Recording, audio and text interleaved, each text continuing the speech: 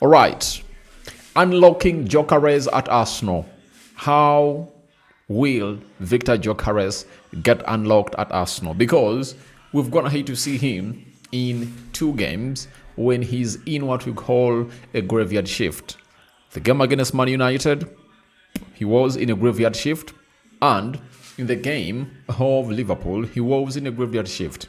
And it's only the game of Leeds where he really got one chance and went ahead to obviously put it at the back of the net. That is Viktor Gyökeres, meaning that the more chances they create for him, the more he'll obviously go ahead and really score. And how will obviously this come to pass? That's what we're here to discuss in here onto the Rokani Media Football. Smash the like button, comment and share. If at all you're watching us for the very first time, endeavor to subscribe to this channel so as not to miss out on the stories that we do upload in here on a daily. Rokani David is my name, and hope you guys are really having fun. And let's obviously continue to see to it that we really subscribe. And as we continue to subscribe, then we'll hit the magic number of 28,000 subscribers into the mix. We'll also drop in a little bit of Douglas Luiz, and then we also have Diego Costa in there for you. Now, let's obviously get into this beautiful story in here. Gyökeres' fitness, sharpness, and adaptation to the speed and physicality of the league is still developing. Arsenal need to find his runs faster, and equally, he needs to look after the ball better when he receives it. As Saka, Odegaard will be vital to his success. Now, in all of those names, there is nowhere you've gone ahead to see a name known as Gabriel Martinelli, because he has no knowledge on how to obviously unlock what we call a number 9. And I've been vocal about Martinelli, and I've been following him. I've been following up on him a lot. 1. Gabriel Martinelli. 1. I repeat it. Gabriel Martinelli had the best of the best in his season when he really went ahead to obviously play for a side known as Arsenal, when Gabriel Jesus was leading the line for the club of Arsenal. And why was that possible? It was because Gabriel Jesus is a mobile striker. He's not a typical number 9, or he's a number 9, but the way he plays his number 9 is totally different from how Gyökeres really plays it.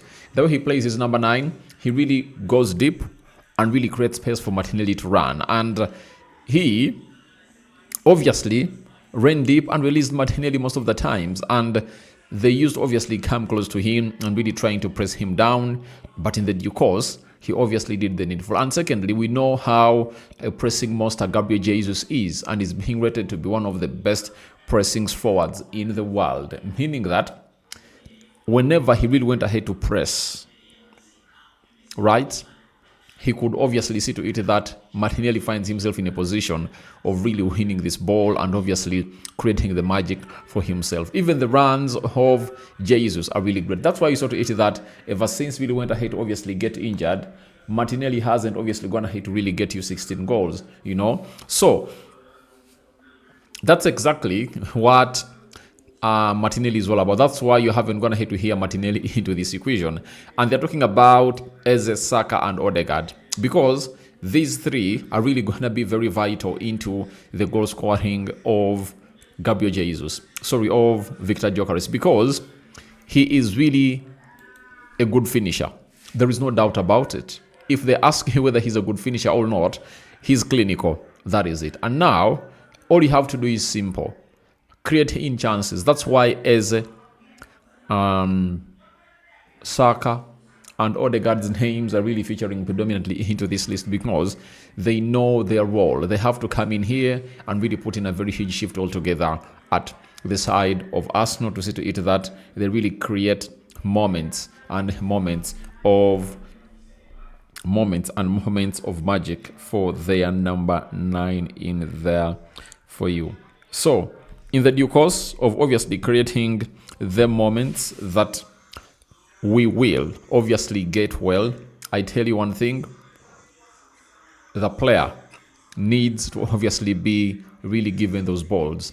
And again, they have they have to obviously come up and really bring in what we call that quick pass, like that first goal that he scores against Leeds. It was the first for Gyökeres, but the second one for the club of Arsenal. You understand? He really goes ahead to obviously get released by Carafiori with a single pass, imminent pass, and it resulted into the side of Arsenal going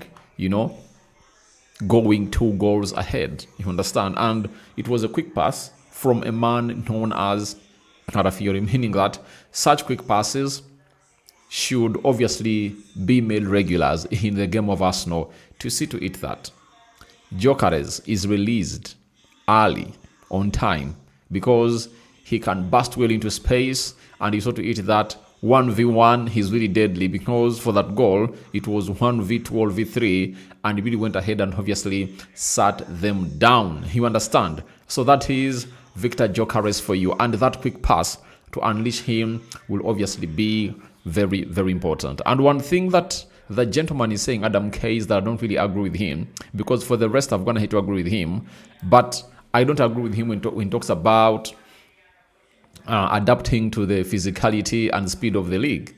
That is totally out.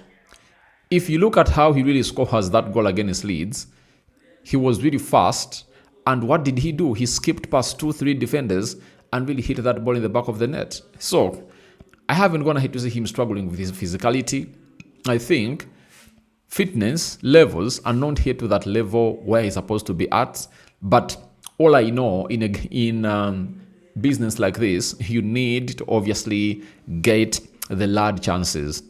As we talk about his fitness and all what, let's first question the people behind him that are supposed to create chances for him when they don't do. They have to obviously create chances for him. I saw him in the game of Liverpool, and it was him trying to create chances for the players around him. Obviously, that link-up play is really great, but I think before that comes into play, what is the first task? The primary task is to obviously get this guy chances and see whether he misses them or not. So that's how Arsenal can unlock Viktor Gyökeres, and we all know to it that he's returning to play for Arsenal in the game of what's the team called? The team is called Nottingham Forest. So Nottingham Forest will obviously come up and show up, then the rest will be history, and Arsenal will have to do the needful to obviously stop them. And if at all they create chances for Martin Odegaard, I tell you what, for Gyökeres, he might even bag in a hat-trick. That is it. So that's what they're supposed to do to unlock the man himself, known as Viktor Gyökeres. We head to a man known as Douglas Luiz. Nottingham Forest had been tracking Douglas Luiz since January. Man United also tried a loan in the winter without success. Deal now agreed, 3 million euros in there for. So Nottingham Forest has been tracking Douglas Luiz since January, and Man United also wanted to make a winter, and it obviously never really went ahead to pay off. So he's now at a club known as Nottingham, and all I know is that players really do fall off. And I was one of those that really never advised him to go to the Italian Serie A. If I was his agent, I would have gone ahead, obviously push to see to it that either he stays at Aston Villa or he really leaves and puts in a very huge shift, and goes to the club like Manchester United, to go to a club like Arsenal, Chelsea, and so on and so forth. But the way they speeded up the deal, to me, it never really went ahead to make some huge sense in there. So he has gone ahead to obviously get a setback. He never really represented well under Thiago Motta at Juventus, and here he comes back into the Premier League. Nottingham, I think, will obviously do the needful. You understand? And I think we'll obviously get back into the levels that we know him about. But I think he missed out on a golden opportunity where everyone was really looking at him. Talking of a team known as Aston Villa, this is Aston Villa, and we've been told that Villa under the direction of Unai Emery, had prepared an offer. Villa, under the instructions of Unai Emery, had prepared an offer for Diego Costa, ready to be represented to FC Porto on deadline day in case Manchester United made a late move for Emi Martinez. Remember, Manchester United wanted obviously get in Emi Martinez, and in the morning of the 1st of September, United went ahead to obviously get the deal of Lamens done and dusted, and Emi Martinez was all at the training ground of Villa waiting for a call from Manchester United and it was all in vain. And he was like, I have to stay this night. So if at all United had accomplished the deal of Emi Martinez, Aston Villa had prepared to obviously go all in for Diego Costa. Yet other sources told us that United was going in for Aston Villa would have gone to get him for Lamens, that is now at Manchester United. So how true is that? It's the charges in there for you. So guys, Diego Costa is really a very good goalkeeper, but I'm asking myself, why isn't he obviously crossing from FC Porto to the Premier League? And even Pep Guardiola went him and chose in Donnarumma over this lad. Is it because of the price that FC Porto have obviously gone ahead to put on his head as a player? Because you cannot get him below 60 million euros, you understand? But I think one time, he will obviously leave the club of FC Porto, and him as a player will find himself doing the needful into the mix. So guys, thank you very much for watching through. Rokani David is my name. I call upon for your reactions into the comment section below about unlocking Gyökeres at Arsenal. Obviously, do the needful and let me know what your thoughts are about it. Do you think these are the best ways of how Arsenal will turn Gyökeres into a striking monster? What do you make about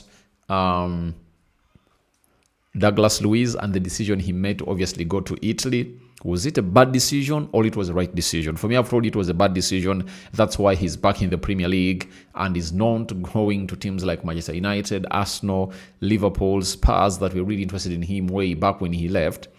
And he has settled in for Nottingham Forest. And lastly, your thoughts onto Diego Costa. Why do you think he has not obviously gone ahead to obviously be bought from Aston Villa? You understand? And, from FC Porto. And big clubs are really signing in other goalkeepers from all over the world, all walks of life, and they're not really considering him. Do you think it's because of the price tag that is on his name? All that and more into the comment section below. And Rokani David remains my name. Hope you guys are really having fun. And let's continue to obviously do the needful and do what we call the due diligence into the mix. So, we out for now. See you later. Let's see how things really pan out in the next coming hours, because it's really gonna be a marathon. I'm really waiting to see whether I can obviously drop a live stream in there for you. And we out. Bye-bye.